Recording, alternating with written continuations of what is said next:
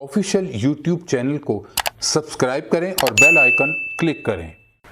नहमदुहु व नुसल्ली व नुसल्लिमु अला सय्यिदिना व मौलाना मुहम्मदिन रसूलिहिन नबिय्यिल अमीनिल मकीनिल हनीनिल करीमिर रऊफिर रहीम। अम्मा बाद फ़अऊज़ु बिल्लाहि मिनश शैतानिर रजीम। बिस्मिल्लाहिर रहमानिर रहीम।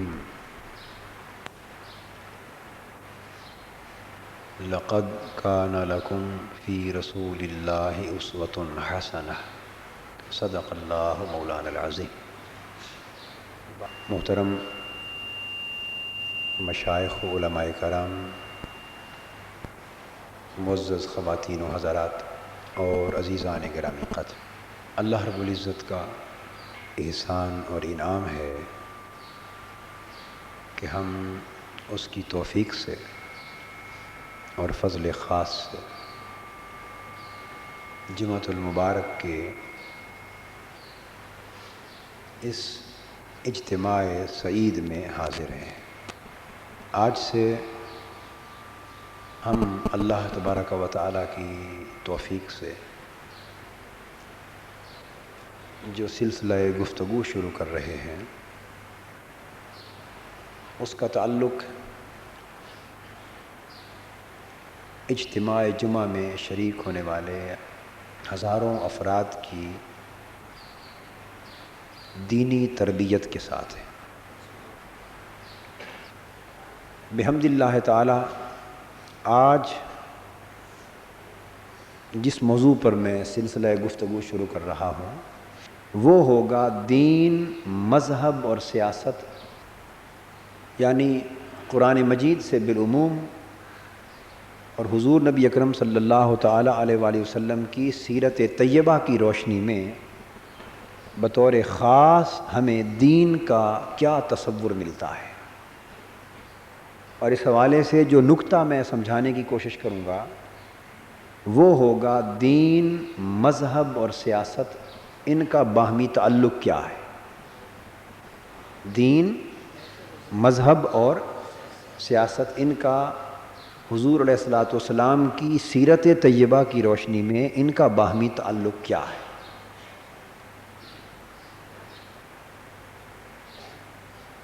इसलिए मैंने जो आया करीमा तिलावत की उन्वान गुफ्तगू के तौर पर, उसमें अल्लाह तबारक व तआला ने हुज़ूर अलैहिस्सलातु वस्सलाम की सीरत तय्यबा को और आपके उसवा-ए हयात को पूरी इंसानियत के लिए बिलउमूम और अहले ईमान के लिए बिलखुसूस नमूना कामिल के तौर पे पेश फरमाया है। उन्हें चाहिए कि अगर वो कामिल बनना चाहते हैं तो उन्हें चाहिए कि इस उसवा-ए कामिल की पैरवी करें, इस उसवा-ए कामिल की पैरवी करें। ये बात भी ज़हन नशीन फरमा लें कि उम्मत मुस्लिमा में बहुत अच्छे उसवे हैं। इन सारों की ज़िंदगियाँ नेक नमूना है, सालेह नमूना है, उसवा है उम्मत के लिए, इसमें कोई शक नहीं। मगर उसवा-ए कामिल हर एतबार से, जिसमें किसी सिमत और किसी जिहत से कोई कमी न हो, इस लिहाज से उसवा-ए कामिल फ़कत हुज़ूर अलैहिस्सलातु वस्सलाम की ज़ात ग्रामी और बाकी जितने नमूना हाय हयात हैं नेक और पाकबाज लोगों के, वो हुज़ूर अलैहिस्सलातु वस्सलाम के उसवा-ए पाक की रोशनी से जली हुई शमें हैं। उन्होंने अपनी ज़िंदगियों की जो शमें हैं वो उसवा-ए मुस्तफ़वी सल्लल्लाहु अलैहि वसल्लम की रोशनी से जलाई है। तो जिसने जितना नूर और जितनी रोशनी ली है उसका उसवा उतना ऊंचा हो गया है। तो कुरान मजीद की जो आया करीमा के चंद अल्फाज मैंने तिलावत किए, उसका नफ्स मज़मून यही है कि ईमान वालों, जिन्हें आखिरत की फ़िक्र है वो जान लें कि हुज़ूर अलैहिस्सलातु वस्सलाम की ज़ात अक़दस में बेहतरीन नमूना हयात है। اگر پیروی کرنا چاہو تو پھر کائنات ہست و بود میں اس سے بہتر نمونہ اور کوئی موجود نہیں۔ اب میں نے عرض کیا چونکہ ہمارا خاص موضوع آج حضور علیہ السلام کی سیرت طیبہ کے حوالے سے دین، مذہب اور سیاست کا باہمی تعلق ہے، چونکہ یہ سلسلہ گفتگو آپ کی دینی، فکری، ذہنی تربیت کے لیے ہے، تو گفتگو کو یہاں سے شروع کر رہا ہوں تاکہ ہر قسم کا مغالطہ جو دینی تصورات کی نسبت کسی کے ذہن میں پایا جاتا ہے وہ قرآن و سنت کی اصل تعلیمات سن کر خود بخود اس سے اپنے ذہن کو صاف کرتا چلا جائے۔ یہ بات ذہن نشین فرما لیں کہ اسلام کو قرآن مجید نے بطور دین کے متعارف کرایا ہے۔ اسلام کو اللہ رب العزت نے قرآن مجید کے ذریعے جو متعارف کرایا، کس عنوان سے؟ بولیے، دین کے عنوان سے۔ ارشاد فرمایا ان الدین عند اللہ الاسلام، بے شک اللہ کے نزدیک دین فقط اسلام ہے۔ اب یہاں ایک خاص نقطہ قابل توجہ ہے جس پر میں آپ کو متوجہ کرنا چاہتا ہوں۔ یہ آیت کریمہ آپ نے ہزارہا بار سنی ہے، اور اسلام کے دین کامل ہونے کے اعتبار سے گفتگو کا آغاز ہمیشہ علماء اسی آیت ہی سے کرتے ہیں، مگر اس آیت کی یہ خاص اہمیت ہے، یہ کہنا کہ بے شک دین اللہ کے نزدیک فقط اسلام ہے۔ اس کی ایک خاص اہمیت ہے، وہ یہ لوگوں کو بتایا یہ جا رہا ہے کہ لوگوں، اسلام کے سوا دنیا میں جتنے بھی نظام ہیں ان میں سے کوئی کامل نہیں ہے، اس لیے انہیں دین نہیں کہا گیا۔ دین فقط اسی نظام کا نام ہو سکتا ہے جو ہر اعتبار سے کامل ہو، جس میں زندگی کے ہر شعبے کی ضرورت کی کفالت موجود ہو، جس میں انسانی زندگی کی ہر سطح کی ضرورت کی کفالت کا سامان موجود ہو، جو انسانی زندگی کی ہر سطح کی ہدایت مہیا کرے، انفرادی، اجتماعی، قومی اور بین الاقوامی سطح تک جتنے بھی مسائل انسانی زندگی میں ابھریں تو وہ نظام ان تمام تر مسائل کے لیے روشنی دے، رہنمائی دے، ہدایت دے۔ سو ایسا نظام جو ہر اعتبار سے کامل ہو، جامع ہو، جس میں کوئی کمی نہ ہو، کوئی کجی نہ ہو، کوئی نقص نہ ہو، ایسے ہی کامل نظام کو دین کا نام دیا جا سکتا ہے۔ اور جو نظام اتنا کامل نہ ہو، جو دنیا اور آخرت پر بیک وقت محیط نہ ہو، اسے آپ جو چاہیں کہیں، نظام کہہ سکتے ہیں، مذہب کہہ سکتے ہیں، فلسفہ کہہ سکتے ہیں، نظریہ کہہ سکتے ہیں، تھیوری کہہ سکتے ہیں، جو نام چاہے دے لیں، مگر اس کو دین کا نام نہیں دیا جا سکتا۔ یہ اہمیت ہے اس آیت کریمہ کی، فکری اہمیت۔ ارشاد فرمایا ان الدین عند اللہ الاسلام۔ لوگوں، مختلف نظریات اور فلسفوں کو ماننے والے اپنے طور پہ اپنے نظام کو جتنا بھی کامل کیوں نہ تصور کرتے پھریں، یہ ان کا دعویٰ جھوٹا ہے۔ اللہ جو ساری کائنات کا خالق ہے اور انسانیت کا خالق ہے، اگر اس کی نگاہ سے دیکھو تو دین یعنی نظام کامل فقط اسلام ہی اس قابل ہے اور اس لائق ہے کہ اسے دین اور نظام کامل کا نام دیا جا سکے۔ باقی سارے کے سارے نظام اور فلسفے اس کائنات میں وہ دین کے درجے سے نیچے ہیں، دین کے درجے سے۔ تو گویا اس آیت کریمہ نے دو چیزیں واضح کر دی، ایک تو یہ کہ اسلام دین ہے، محض مذہب نہیں۔ اسلام دین ہے، فقط فلسفہ نہیں۔ اسلام دین ہے، فقط ایک نظام نہیں، چونکہ نظام جزوی بھی ہو سکتا ہے۔ نظام معاشرت کو بھی نظام کہتے ہیں، معیشت کے سلسلے کی تعلیمات کو بھی نظام کہتے ہیں، سیاست کو بھی نظام کہتے ہیں۔ کہ اسلام کو جب بھی ہم کہیں گے کیا کہیں گے؟ دین کہیں گے۔ یعنی اسلام دین ہے، نظام نہیں۔ اسلام دین ہے، فقط نظریہ نہیں، چونکہ جو نظریہ ہوتا ہے اس میں عمل نہیں ہوتا۔ جو فلسفہ ہوتا ہے اس میں عمل نہیں ہوتا، جو نظام ہوتا ہے وہ جزوی ہو سکتا ہے، یقینی بات نہیں کہ کلی ہو۔ فرمایا کہ اسلام کو دین سمجھا کرو، باقی سارے عنوان دین سے نیچے ہیں، باقی سارے عنوانوں کا دائرہ دین کے مقابلے میں تنگ ہے، باقی ساری اصطلاحات اور عنوانات کا جو دائرہ کار ہے وہ دین کے مقابلے میں چھوٹا ہے، دین سے بڑا کسی کا دائرہ نہیں۔ اس لیے پہلی بات یہ واضح فرمائی کہ اسلام دین ہے، ایک بات، اور دوسرا نقطہ یہ معلوم ہوا کہ دین کا درجہ اس کائنات کے سارے نظاموں میں صرف اسلام کو حاصل ہے، باقی جتنے نظریات اور فلسفے دنیا میں موجود ہیں انہیں سب کچھ کہا جا سکتا ہے مگر دین نہیں کہا جا سکتا، تو دین کا درجہ فقط اسلام کو حاصل ہوا۔ تو پہلے دو نقطے آپ کی سمجھ میں آ گئے، یاد بھی رہیں گے یا نہیں رہیں گے؟ سمجھنا بھی ضروری ہے، یاد رکھنا بھی ضروری ہے۔ ٹھیک ہے، تفصیل سے یاد نہ رہیں، اجمالی طور پر ایک دو جملوں کی حد تک ہی یاد رہیں، مگر تصور تو واضح ہونا چاہیے نا۔ ٹھیک ہے، اب آئیے دین کا یہ جو میں نے تصور عرض کیا، قرآن مجید نے دین کے لفظ کو، میں اس کو پہلے تھوڑا سا واضح کر لوں اور سمجھا لوں۔ دین کے لفظ کو قرآن مجید نے آخرت کے نظام کے لیے بھی استعمال کیا اور دنیا کے نظام کے لیے بھی استعمال کیا، جس کا مطلب یہ ہوا کہ دین بیک وقت دنیا اور آخرت کے دونوں نظاموں پر حاوی ہے۔ اب یہ اگلا نقطہ اور اگلا مسئلہ سمجھا رہا ہوں۔ دین کو اللہ رب العزت نے آخرت کے نظام کے لیے، جو قیامت کے دن جس نظام کے تحت قائم ہوگا، اس نظام کے لیے بھی قرآن نے دین کا لفظ استعمال کیا۔ اب وہ دونوں آیات مبارکہ سن لیں تاکہ مفہوم اچھی طرح سمجھ میں آ سکے۔ یہ بات اس لیے سمجھا رہا ہوں کہ جن لوگوں کو یہ خیال ہے کہ دین کا تعلق تو صرف آخرت سنوارنے سے ہے، دنیا سے نہیں ہے، وہ مغالطہ دور کر لینا۔ انہیں مغالطہ یعنی دین اور دنیا یہ لفظ استعمال کرنا ہی غلط ہے۔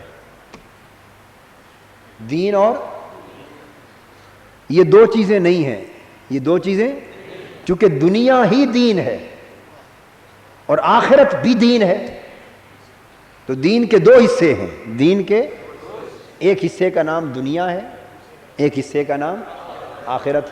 تو دین اور دنیا کہنا اس کا مطلب تو یہ ہوا کہ دین اور شے ہے اور دنیا اور شے ہے۔ اب بات کو سمجھ لیں، آپ یوں تو کہہ سکتے ہیں کہ روٹی اور پانی، کہہ سکتے ہیں کہ نہیں؟ کیوں کہہ سکتے ہیں؟ اس لیے کہ روٹی اور شے ہے، اناج ہے، کھانے کی چیز ہے، پانی ایک مشروب ہے، پینے کی چیز ہے، دو چیزیں جدا ہے نا، جدا ہے نا، اس لیے آپ کہہ سکتے ہیں روٹی اور پانی۔ مگر آپ کے سامنے ایک پلیٹ میں سالن پڑا ہو، گوشت کا، سبزی ہو، گوشت ہو، گھی سالن ہو، تو آپ کہہ سکتے ہیں یہ سالن اور شوربہ، دونوں کو جدا کر سکتے ہیں؟ یا جو سبزی گوشت کا سالن ہے وہ سامنے رکھ کے کہیں سالن اور سبزی، کہہ سکتے ہیں؟ نہیں، وہ اس لیے کہ یہ سبزی ہی تو سالن کا حصہ ہے، یہ شوربہ بھی سالن کا حصہ ہے، گوشت بھی سالن کا، یہ ساری چیزیں ملی ہیں تو ان کے ملنے سے جو نام بنا ہے اس کا نام سالن ہے، باقی تو ہر شے اس کا جز ہے، شوربہ بھی جز، پانی بھی جز، مرچ بھی جز، نمک بھی جز، سبزی بھی جز، گھی بھی جز، پیاز بھی جز، گوشت بھی، یہ سارے اجزاء ہیں، ان میں سے کسی جز کو الگ کر دیں تو آپ اسے سالن نہیں کہہ سکتے، اسے سالن، اور یہ سارے جز مل جائیں تو ملنے کے بعد جو ایک نام تشکیل ہوتا ہے وہ کیا ہے؟ سالن ہے۔ اب ان دو مثالوں سے بات سمجھ میں آ گئی ہے نا؟ سمجھ میں آئی ہے یا نہیں؟ آپ نے قمیض پہنا ہوا ہے، اب قمیض میں بازو بھی ہوتے ہیں، اگلا حصہ بھی ہے، پچھلا حصہ بھی ہے، جیب بھی ہے، ٹھیک ہے نا؟ تو آپ کریں پورے قمیض کی بات بھی کریں اور ساتھ کالر بھی کہیں کہ قمیض اور کالر، میرا قمیض اور کالر دونوں لیتے آنا، بچے کو کمرے میں بھیجیں اور کہیں بیٹے میرا قمیض اور جیب دونوں اٹھا کے ذرا لیتے آنا، وہ کہے گا والد صاحب کے دماغ میں خلل واقعہ ہو گیا ہے۔ آپ کبھی کہتے ہیں؟ میں آپ کے اندر بات کو اتار دینا چاہتا ہوں کہ پھر ان پڑھ سے ان پڑھ شخص کو بھی کوئی مغالطہ نہ دے سکے. آپ کبھی کہہ کے دیکھیں ذرا گھر، بھئی میرا قمیض اور بازو ذرا دونوں لیتے آنا. ایسا ہو سکتا ہے وہ کہے گا اللہ کے بندے یہ بازو، جیب، کالر سارا کچھ ملا کے، کف، یہ سب کچھ ملا کے تو قمیض بنتا ہے.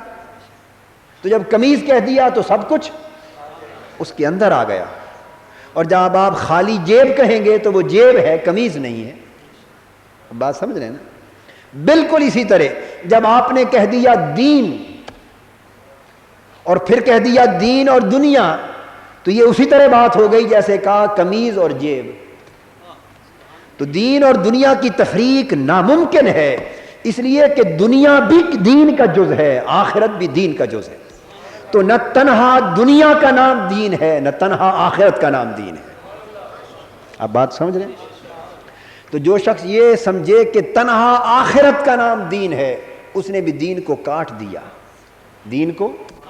اور جو سمجھے کہ تنہا دنیا کا نام دین ہے، اس نے بھی دین کو. تو دوستو دین ایک کل ہے، دین ایک کل ہے. دنیا اور آخرت اس کے دو جز ہیں، اس کے دو. تو دنیا بھی دین کا حصہ اور آخرت بھی دین کا حصہ.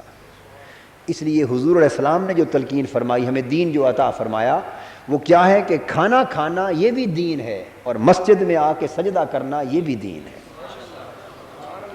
دکان پہ بیٹھ کے ناپ تول کرنا، کاروبار کرنا، سودا بیچنا یہ بھی دین ہے. اور تہجد کے وقت مصلی پہ اٹھ کے اللہ اللہ کرنا یہ بھی دین ہے. آپ ان دو میں فرق نہیں کر سکتے، اور جو شخص ان دو میں فرق کرتا ہے اس سے بڑا جاہل کوئی نہیں ہے. اور حضور علیہ السلام نے یہاں تک فرمایا کہ آپ کو معلوم ہے کہ ان الحسنات یذہبن السیئات، یہ قاعدہ ہے شریعت کا کہ نیکیاں ایسی بھی ہوتی ہیں کہ جو برائیوں کو، گناہوں کو مٹا دیتی. کچھ گناہ تو توبہ سے چلے گئے، کچھ چھوٹے موٹے گناہ ایسے ہوتے ہیں کہ انسان جن کی طرف دھیان نہیں کرتا، توجہ نہیں دیتا، بطور خاص توبہ نہیں کرتا، وہ زندگی میں چلتے رہتے ہیں. چھوٹے موٹے کئی گناہ روزمرہ زندگی میں ہوتے ہیں. تو اللہ پاک نے ایک سسٹم دین کے اندر ایسا بنایا ہے کہ بڑے گناہ توبہ سے معاف ہوتے رہیں، اور جو چھوٹے موٹے گناہ انسان اپنی بے دھیانی کی وجہ سے چھوڑ بیٹھے، اور توبہ کے پانی سے جنہیں دھونا یاد نہ رہے، بے دھیانی کی وجہ سے، نادانی کی وجہ سے، تو کہیں کل کو وہ پریشان نہ کر دیں. تو فرمایا جب وہ نیکیاں کرے گا تو نیکیوں کے پانی سے وہ خود بخود دھلتے چلے جائیں گے تاکہ دامن پاک ہوتا جائے. یہ اللہ پاک کی رحمت ہے. تو گناہ نیکیوں سے مٹتے ہیں کیونکہ نیکیاں خود بھی توبہ کا درجہ رکھتی ہیں. گناہ نیکیوں سے دھلتے ہیں، مٹتے ہیں. مگر آقا دو جہاں صلی اللہ تعالی علیہ وآلہ وسلم نے فرمایا کہ کئی گناہ انسان کے ایسے جو نہ تو نمازوں کے ذریعے معاف ہوتے ہیں، نہ زکوٰۃ اور صدقہ و خیرات کے ذریعے معاف ہوتے ہیں، اور نہ حج کرنے کے باوجود معاف ہوتے ہیں. آپ نے سنا ہے کہ حج میں جب عرفات کے میدان میں انسان جبل رحمت پہ روتا ہے اور رات مزدلفہ گزار کے التجا کرتا ہے خدا کے حضور، تو اس طرح معاف ہو جاتے ہیں گناہ جیسے ابھی ماں کے پیٹ سے پیدا ہو کے معصوم بچہ پیدا ہوتا ہے.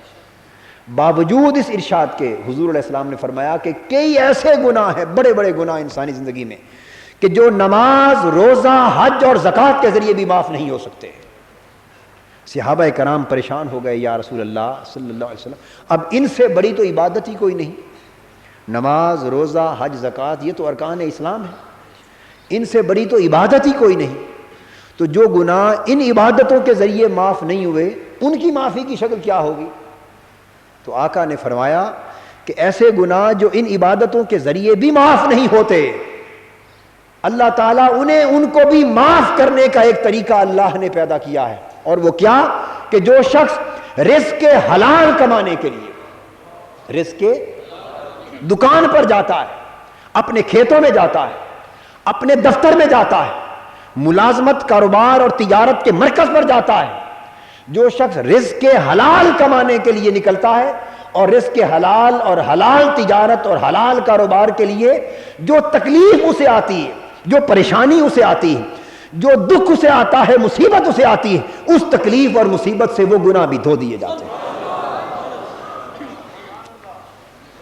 تو تو اب آپ اندازہ کر لیں کہ یہ کاروبار و تجارت، دکان پر بیٹھ کر تکلیف اٹھانا رزق حلال کے لیے، وہ گناہ جنہیں نماز، روزہ، حج اور زکوٰۃ بھی معاف نہ کروا سکے، دکان پر بیٹھ کر رزق حلال کمانے کی تکلیف سے وہ بھی معاف ہو گئے۔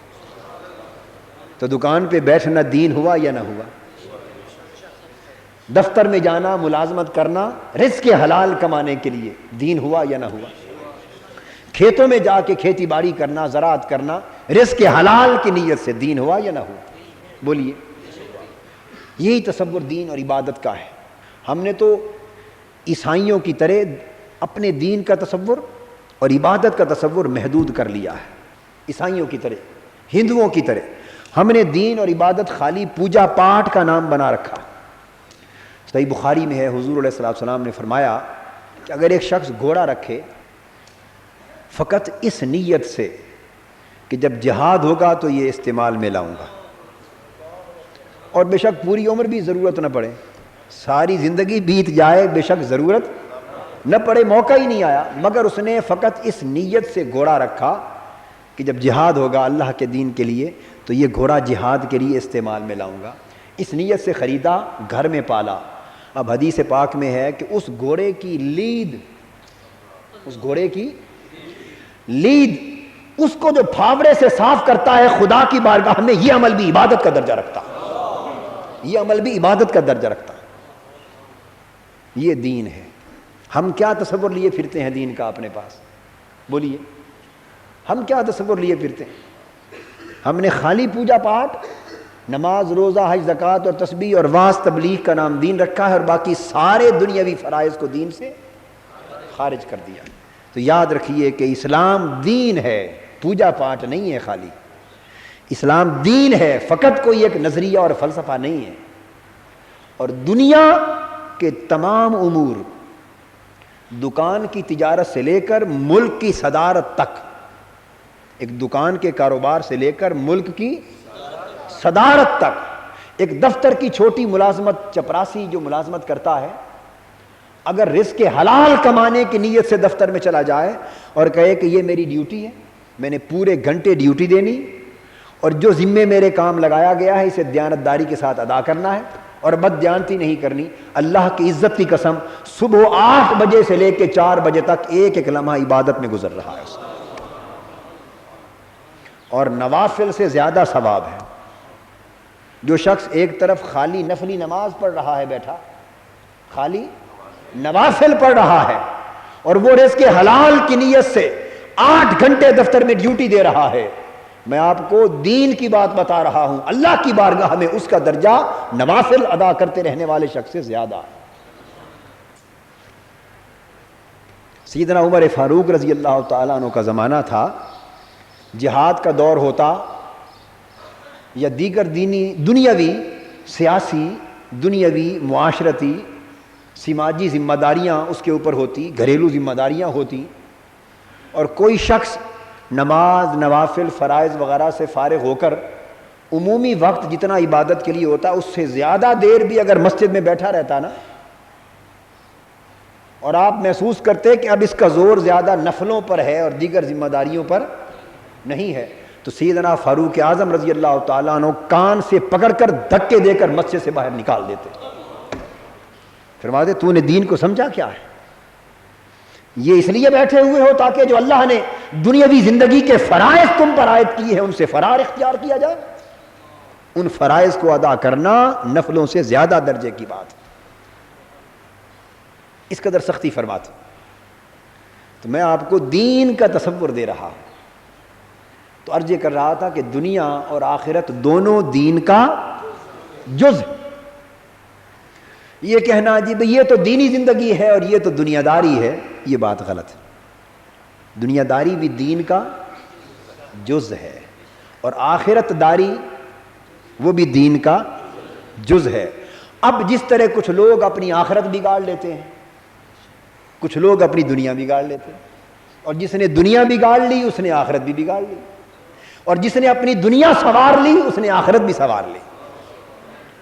ایمان کے حوالے سے، سرمایہ اور دولت کے حوالے سے نہیں کہہ رہا، جس نے دنیا میں اپنی زندگی بہتر کر لی، کیسے؟ اللہ کے حکم کے مطابق جس نے دنیا گزار لی اس کی آخرت خود بخود سنور گئی، اس کی آخرت خود بخود سنور گئی۔ اب جو اگلا نقطہ سمجھا رہا ہوں وہ یہ خاص بات قابل توجہ کہ دین کے جز تو دو ہیں، جز تو ایک دنیا اور دوسری آخرت، مگر مرکز و محور صرف دنیا ہے، مرکز و محور صرف دنیا ہے، اس لیے کہ آخرت تو شروع اس وقت ہوگی جب آپ مر جائیں گے۔ جو بات قابل توجہ ہے، آخرت میں تو عمل ہوگا ہی نہیں، آخرت میں عمل، آخرت عمل کی زندگی نہیں ہے، وہ تو صرف جزا کی زندگی ہے۔ تو عمل کہاں ہوا؟ دنیا میں۔ تو دنیا کے لیے عمل کی جگہ بھی یہی دنیا، اور آخرت کے لیے عمل کی جگہ بھی یہی دنیا۔ تو خلاصہ کلام کا یہ نکلا کہ دنیا اور آخرت دونوں دین ہی کا جز ہیں، مگر دین سنوارنا چاہتے ہو تو انحصار سارا دنیا پر ہے۔ آخرت بھی یہیں سے سنورے گی اور دنیا بھی۔ اس لیے حضور علیہ السلام نے فرمایا کہ جو آخرت ہے یہ مزرعۃ الآخرہ، الدنیا مزرعۃ الآخرہ، الدنیا مزرعۃ الآخرہ، کہ دنیا کیا ہے؟ یہ آخرت کی کھیتی ہے، آخرت کی کھیتی ہے۔ جو کچھ یہاں بو گے بس وہاں تو خالی فصل کاٹ لینی ہے، وہاں تو پکا پکایا پھل مل جائے گا، آپ کی مرضی ہے میٹھا لو یا کڑوا لو، مگر وہاں تو پکا پکایا پھل مل جائے گا۔ اور کمائی کرنا، گوڈی کرنا، بیج ڈالنا، ہل چلانا، محنت کرنا، جو کچھ کرنا ہے دنیا کے لیے بھی آخرت کے لیے بھی، وہ جگہ یہی دنیا ہے۔ تو گویا مرکز و محور دین کے اندر دنیا اور آخرت دونوں کے لیے عمل کے اعتبار سے یہی دنیا ہوگی۔ اب کہیے دین اور دنیا کو جدا تصور کرنا جائز ہوا؟ ہرگز نہیں۔ یہ بات آپ سمجھ گئے؟ اب میں قرآن مجید کی دو آیتیں آپ کو سناتا ہوں۔ آخرت کے حوالے سے آخرت کے نظام کو دین کہا سورہ فاتحہ میں، فرمایا مالک یوم الدین، آخرت میں جو جزا اور سزا کا نظام ہوگا، فرمایا جزا اور سزا کا جو نظام ہے اس دن کا مالک اللہ ہے۔ تو جزا و سزا کا نظام جو آخرت میں قائم کیا جائے گا اس کو اللہ رب العزت نے دین کہا۔ کیا کہا؟ دین کہا، یعنی یہ قانون آخرت ہے۔ سمجھ لیجئے بات، قانون آخرت کو کیا فرمایا؟ دین۔ نظام آخرت کو کیا فرمایا؟ دین۔ یہ بات تو آپ سمجھ گئے۔ اب سورہ یوسف کی طرف آئیے۔ حضرت یوسف علیہ السلام نے جب اپنے ایک بھائی کو ایک خاص طریقے سے اپنے پاس رکھ لیا تاکہ بھائی کو اپنے پاس ٹھہرانے کا ایک راستہ نکل آئے، اس مقام کا ذکر کرتے ہوئے قرآن کہتا ہے کہ یوسف علیہ السلام کے لیے نہ تو یہ ممکن تھا نہ یہ روا تھا۔ بادشاہ مصر کا جو قانون تھا، دین الملک، بادشاہ مصر کی جو سلطنت کا قانون اور نظام تھا، اس نظام کے تحت یہ ممکن نہ تھا کہ بغیر وجہ اپنے بھائی کو گرفتار کر لیں۔ تو مصر کے نظام کو اور قانون کو اللہ رب العزت نے کیا لفظ استعمال کیا؟ دین۔ بولیے کیا؟ تو سلطنت مصر کا نظام اور قانون اس کو کیا فرمایا؟ دین۔ اور سلطنت آخرت کا نظام اور قانون کیا فرمایا؟ دین۔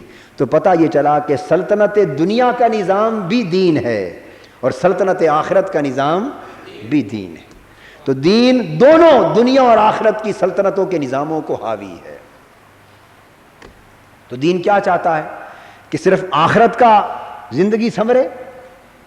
نہیں، دین چاہتا ہے کہ آخرت کی زندگی بھی سنورے تاکہ اس نظام کی کامیابی نصیب ہو، اور دنیا کی زندگی بھی سنورے تاکہ اس نظام میں بھی کامیابی نصیب ہو۔ تو دین دنیا اور آخرت دونوں نظاموں پر حاوی ہو گیا۔ بولیے، حاوی ہو گیا۔ اب اگلے دو الفاظ کی طرف آئیے۔ اب قرآن مجید نے اسلام کے لیے جہاں بھی لفظ استعمال کیا دین کا، یہ نقطہ قابل توجہ، فرمایا الیوم اکملت لکم دینکم، آج کے دن میں نے تمہارے لیے تمہارا دین مکمل کر لیا، واتممت علیکم نعمتی، اور تمہارے اوپر اپنی نعمت تمام کر دی، وردیت لکم الاسلام الدینا، اور اسلام کو بطور دین کے تمہارے لیے منتخب کر لیا۔ اب جو میں نقطہ سمجھانا چاہتا ہوں یہاں تک آپ بات کو سمجھ گئے ہیں یا نہیں سمجھ گئے؟ پچھلے بھی سمجھ گئے ہیں سارے؟ یہ ایک سبق ہے. میں نے عرض کیا کہ یہ ایک سلسلہ تربیت شروع کر رہا ہوں قرآن و سنت کی روشنی میں، تاکہ آنے والے ہزارہ افراد ہر جمعے ایک سبق لیں اور پھر اس سبق کو آگے تک پہنچائیں.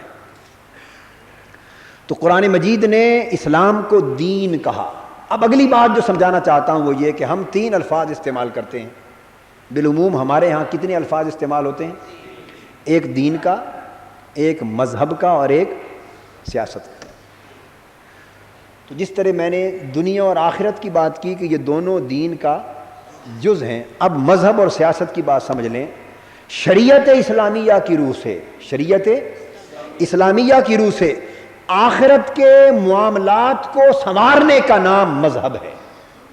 دین کا وہ حصہ، دین کا وہ حصہ جو آخرت کے معاملات کو سنوارنے سے عبارت ہے اس کو مذہب کہتے ہیں، اور دین کا وہ حصہ جو دنیا کے نظام کو سنوارنے سے عبارت ہے اس کو سیاست کہتے ہیں. دین کا جو حصہ جو چاہتا ہے آخرت سمر جائے اس دین کے حصے کا نام مذہب ہے. دین کا وہ حصہ تعلیمات کا جو چاہتا ہے کہ آخرت انسان کی سمر جائے اس حصے دین کا نام مذہب ہے. اور دین کی تعلیمات کا وہ حصہ جو چاہتا ہے کہ یہ دنیا کے لوگ سمر جائیں، دنیا کا نظام سمر جائے، اللہ کی مخلوق کی زندگی سمر جائے، جو اس نظام کو سنوارنا چاہتا ہے اس حصہ دین کا نام سیاست ہے. اس حصہ دین کا نام سیاست ہے. اور میری بات سمجھ لیں، یہ میں فتویٰ دے رہا ہوں، یہ اور روئے زمین کا کوئی عالم اگر کتاب و سنت کی روشنی میں جرأت رکھتا ہے تو اس فتوے سے اختلاف کر کے دکھا دے. پہلے فتویٰ سن تو لیں، فتویٰ سن لیں، فتویٰ سن لیں کہ جو شخص سیاست کو دین سے خارج سمجھتا ہے وہ کافر ہے.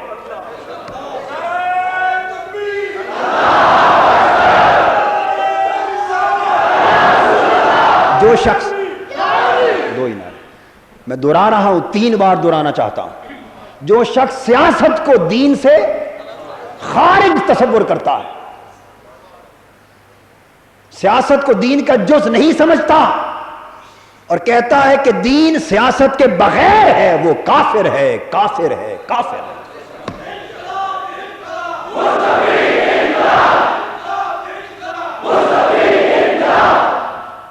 اب میری بات سمجھ گیا نا؟ میں نے آپ کو سیاست کا مفہوم سمجھا دیا. سیاست دین کا وہ حصہ ہے جس کا تعلق دنیا کے نظام کو سنوارنے سے ہے. جھوٹ غلاظت کے پلندے کو سیاست نہیں کہتے. اسی طرح جس طرح مذہب کے نام کو بدنام کر دیا کئیوں نے، کیا کہ نہیں؟ پیری مریدی کو بدنام کیا کہ نہیں کئی نام نہاد پیروں نے، جنہوں نے گدیوں کو یا سلسلہ طریقت کو کاروبار بنا لیا، دکانداری بنا لیا، صرف پیسے بٹورنے کا ذریعہ بنا لیا، انہوں نے طریقت کو بدنام کیا یا نہیں؟ تو بدنام تو ان کے عمل نے کیا، تو کیا طریقت کو برا سمجھنے لگیں گے؟ بولیے نا. جن لوگوں نے اپنے غلط عمل یا جہالت کی وجہ سے یہ ایک دوسرے کو کافر بنا کر فتوے دے کر مذہب کو بدنام کیا اور نوجوان نسل مذہب سے بیزار ہو گئی، تو ان کے عمل کی وجہ سے کیا مذہب کو برا سمجھنے لگیں گے؟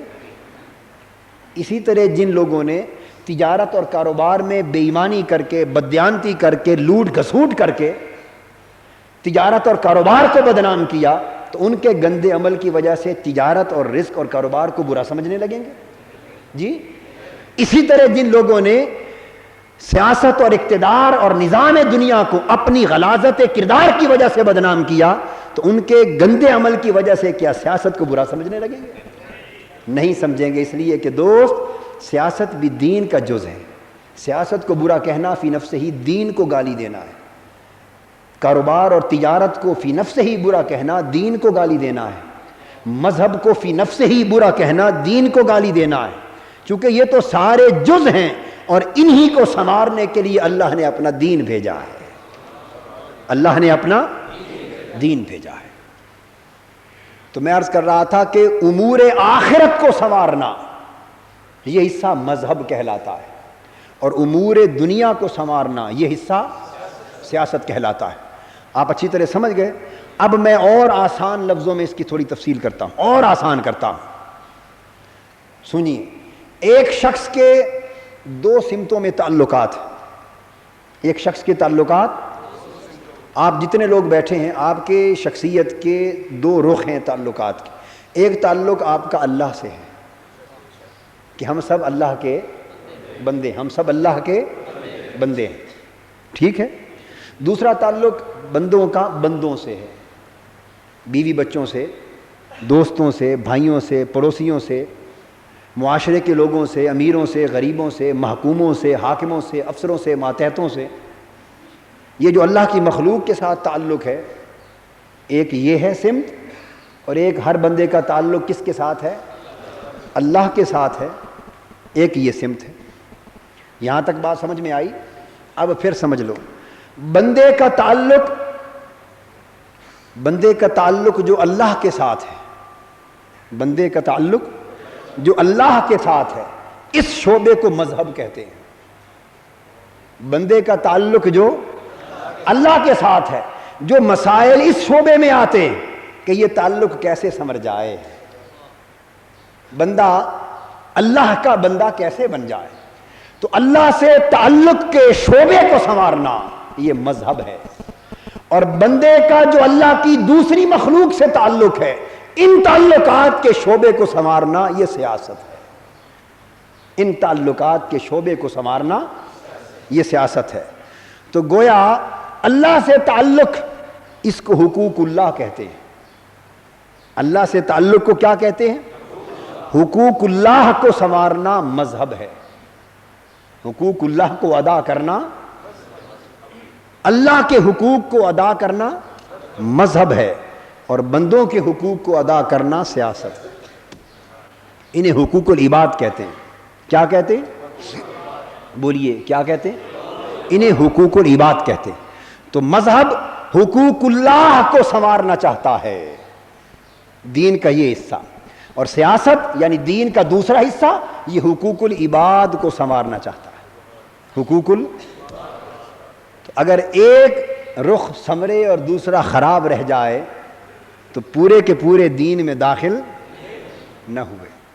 یعنی مسجدوں کا ماحول پاک ہو گیا اور معاشرے کا بدستور گندا رہا تو گویا دین معاشرے کے اندر نہیں آیا۔ دین معاشرے میں تب آئے گا کہ جو ماحول کی پاکیزگی اور طہارت مسجد کے اندر ہے وہی دفتروں میں بھی ہو، وہی سیکریٹریٹ میں بھی ہو، وہی ملازمتوں میں ہو، وہی دکانوں میں ہو، وہی کاروباری مرکزوں پر ہو۔ تو جو سچائی مسجد میں بولی جا رہی ہے اسی طرح سچائی کی بات کاروبار کی منڈیوں میں بھی بولی جا رہی ہے۔ تو یہ پاکیزگی دونوں جگہ نظر آئے تو معاشرے میں دین آ گیا، معاشرے میں دین۔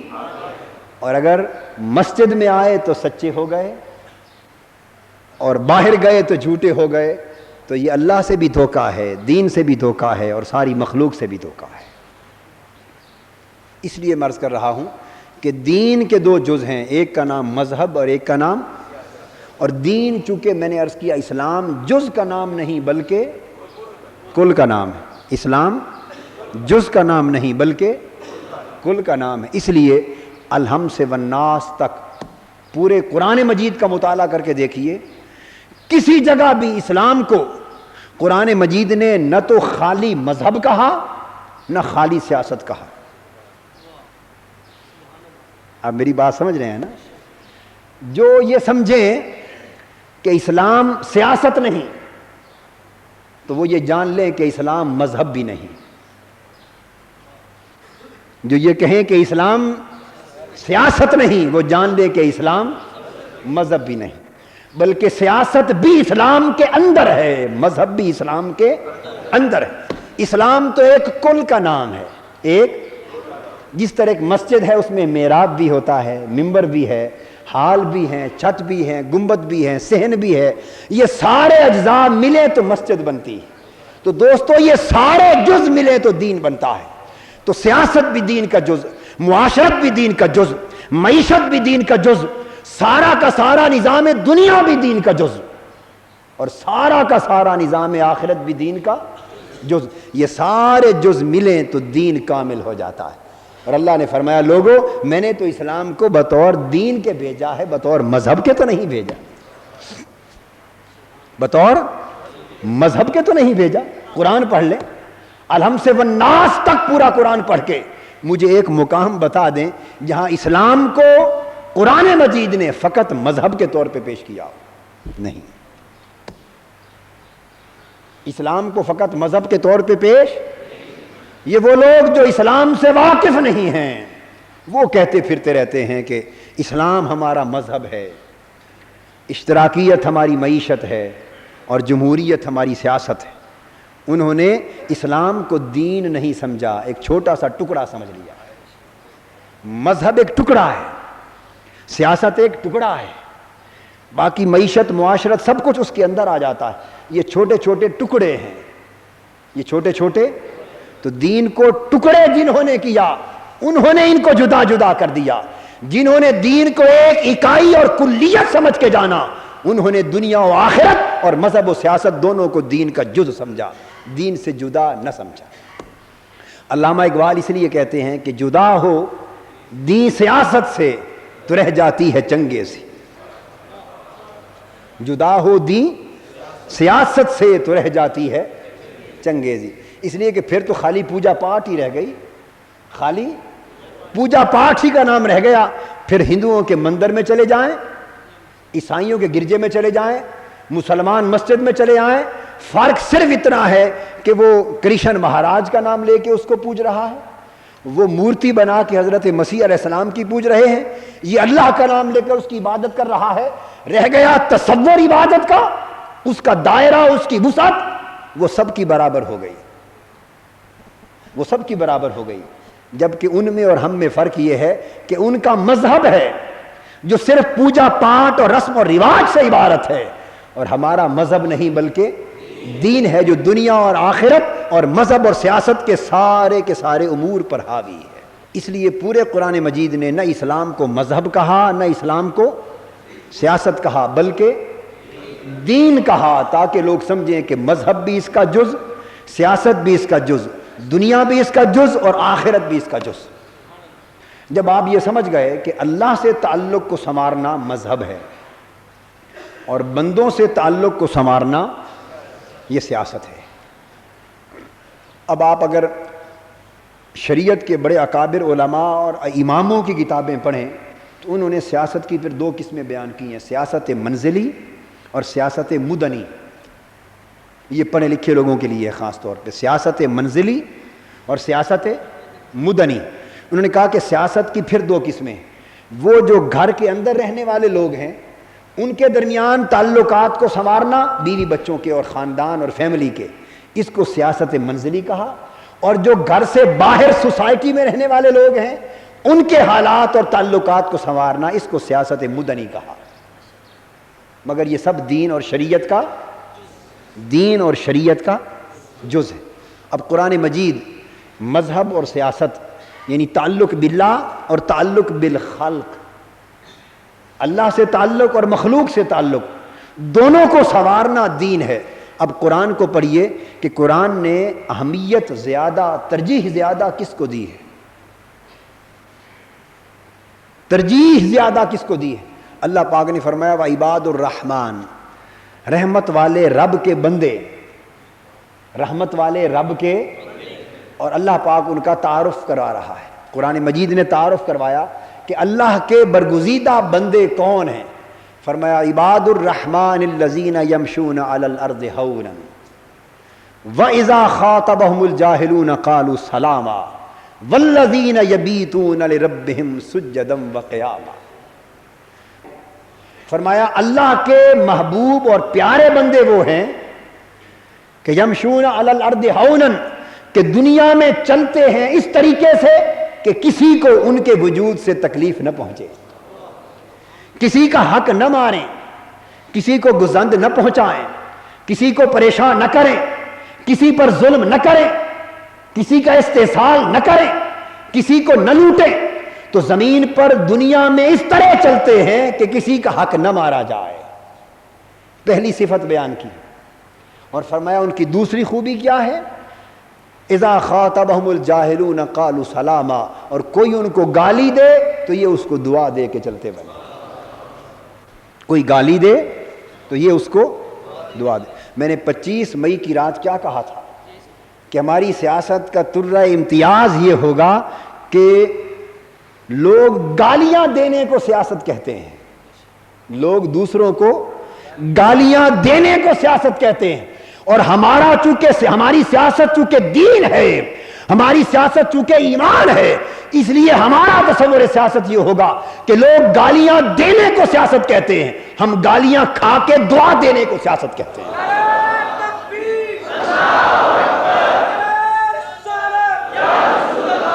ہم گالیاں دینے والوں کو بھی دعا دیں گے، کسی کو گالی نہیں دیں گے. آپ وعدہ کرتے ہیں کسی کو گالی؟ چونکہ میں نے آپ کو دین کا تصور سمجھایا ہے، ہم نے پاک کرنا ہے معاشرے کو، غلاظت میں اضافہ نہیں کرنا. تو آپ اگر کوئی مجھے 1,00,000 بار بھی گالی دے گے تو آپ جواب میں بھی اسے گالی، یہ وعدہ کرتے ہیں؟ ہے اتنا حوصلہ؟ بھئی یہ دین ہے. اس حوصلے کا پیدا کر لینا دوستو، یہی دین ہے. میرے آقا نے فرمایا اذا خاطبہم الجاہلون قالوا سلاما، کوئی اکھڑ جاہل اگر بےہودہ طریقے سے بات کر لے یعنی گالی دے دے تو قالوا سلاما، وہ کہتے ہیں بھئی گالی دینا تیرا کام ہے اور سلامتی تیرے لیے مانگتے رہنا میرا کام ہے، یہ میرا کام ہے. تو پہلی دونوں آیتوں میں آخرت سنواری یا دنیا سنواری؟ بندوں کا تعلق سنورا یا اللہ سے تعلق سنورا؟ تو دونوں آیتیں بندوں کے تعلق پر مبنی ہیں، یہ سیاست ہے. فرمایا اللہ کے پیارے بندے وہ ہیں جن کی سیاست پاک ہے، جن کی سیاست پاک ہے، اور پھر فرمایا جن کا مذہب بھی پاک ہے. والذین یبیتون لربہم سجدا وقیاما، جب میری مخلوق سے تعلق رکھتے ہیں تو انہیں سنوارنا چاہتے ہیں، ظلم کو مٹانا چاہتے ہیں، گالی گلوچ کو ختم کرنا چاہتے ہیں، ناپاکی اور غلاظت کا خاتمہ چاہتے ہیں. اللہ کے بندوں سے تعلق جوڑتے ہیں تو پاکیزگی کے ساتھ، اور جب رات ہو جاتی دن بھر جہاد کرتے، کریا کریا جاتے، گلی گلی جاتے، کوچا کوچا جاتے، اور میری سلامتی کا پیغام میری زمین پر ہر کسی کو سناتے پھرتے ہیں اور نہیں تھکتے.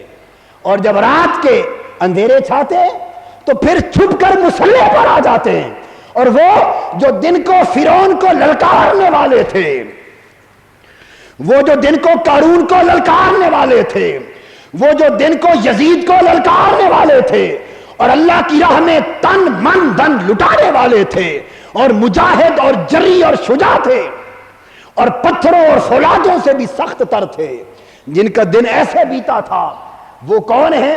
جب رات آتی ہے تو نرم ہو کر خدا کے حضور سجدے میں گر جاتے ہیں اور زار و قطار ہوتے ہیں، اتنا روتے ہیں کہ شاید چھوٹا بچہ بھی ماں کی گود میں نہیں روتا. تو فرمایا دین والو، دین یہ ہے کہ دنیا میں بہادر بن کے اللہ کے دین کو سر بلند کرنے کے لیے جہاد کرتے پھرو، اور جب رات چھا جائے تو پھر مسلح پہ آ کے گر پڑو اور اللہ کے حضور سجدہ ریز ہو کر اس سے معافیاں مانگو، عاجزی کرو، تواضع کرو، رو دو، آنکھوں سے آنسو گزارو. تو فرمایا مجھے تو دین ان لوگوں کا پسند ہے جن کی راتیں مسلح کے پیٹھ پر بسر ہوں اور جن کے دن گھوڑے کے پیٹھ پر بسر ہوں.